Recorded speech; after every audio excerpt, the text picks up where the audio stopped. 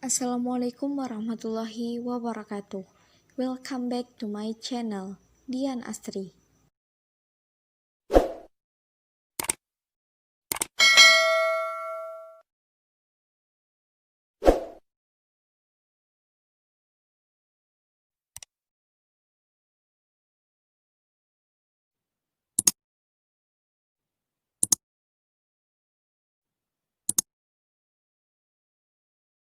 Nah, kali ini kita akan belajar materi baru, yaitu tentang routing dinamik OSPF pada Cisco Packet Tracer.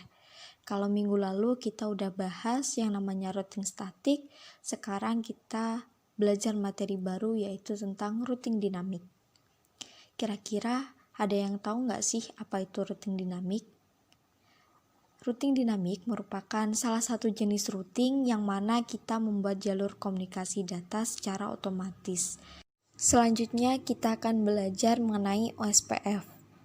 OSPF singkatan dari Open Shortest Path First, yang merupakan salah satu tipe pada dynamic routing yang open standard. OSPF ini termasuk dalam IGP atau Interior Gateway Protocol yang akan memilih jalur terkecil.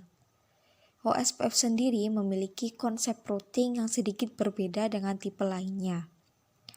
OSPF menggunakan konsep area yang tujuannya untuk memudahkan kontrol dan manajemen trafik. Nah, untuk konsep dasar area ini menggunakan area 0 atau biasa disebut dengan backbone area. Nah, supaya lebih paham tentang materi routing dinamik OSPF, kita implementasikan dalam suatu konfigurasi. Pertama, kita akan buat layout topologinya yang terdiri dari 2 router dan 2 buah PC. IP yang menghubungkan antara router 1 dan router 2 adalah 13.13.13.0 prefix 24, IP PC1 192.168.13.0 prefix 24, dan PC2 memiliki IP 192.13.23.0 prefix 24. Oke, langkah pertama kita konfigurasi IP address pada klien yaitu PC0, IP address-nya 192.168.13.2. Subnet masknya kita mendapatkan secara otomatis, dan untuk default gateway-nya kita isikan IP 192.168.13.1. Langkah berikutnya kita juga setting IP address pada klien satunya yaitu PC1. Untuk IP address-nya 192.13.23.2. Subnet masknya kita mendapatkan secara otomatis, dan untuk default gateway kita isikan 192.13.23.1.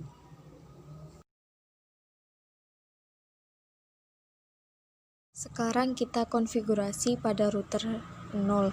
Pertama kita aktifkan router dengan perintah enable conf t untuk konfigurasi terminal pada router. Kita namai dengan R1-DA yang artinya Dian Astri. Kemudian kita buat IP address pada interface 0/0 yaitu 13.13.13.1 subnet mask 255.255.255.0.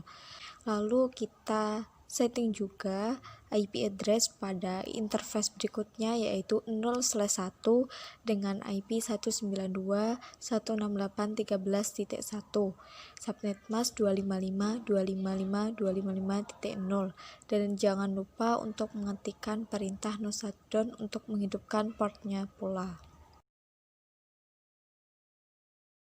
Usai mengkonfigurasi IP address pada interface 0 dan 1, sekarang kita setting routing OSPF pada router 0.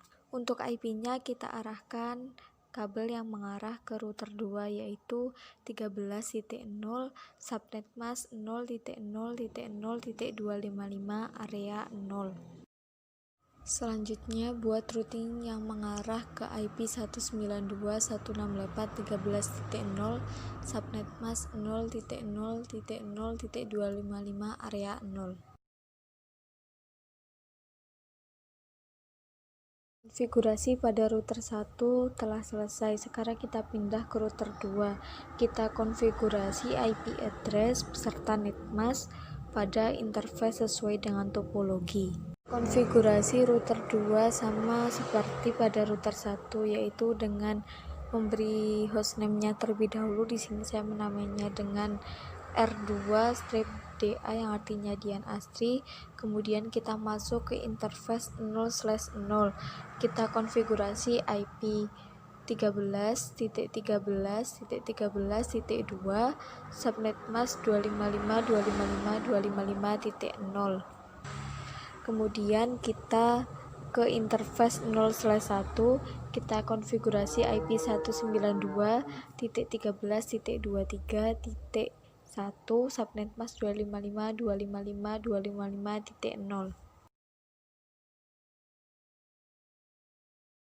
Kemudian kita konfigurasi routing OSPF juga pada router 2, yaitu IP 13.13.13.0, subnet mask 0.0.0.255, area 0, kemudian enter.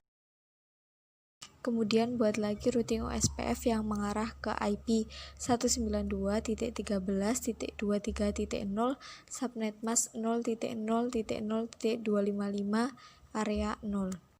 Terakhir kita lakukan pengujian pada masing-masing klien. Yang pertama kita buka pada PC 0, kemudian kita coba ping IP-nya sendiri, lalu kita coba ping juga pada IP PC lawan, yaitu 192.13.23.2.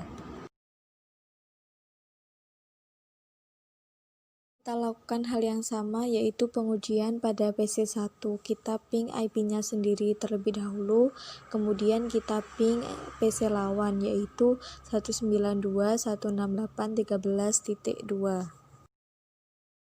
Karena hasilnya semua sudah TTL, maka itu artinya konfigurasi yang telah kita lakukan tadi telah berhasil.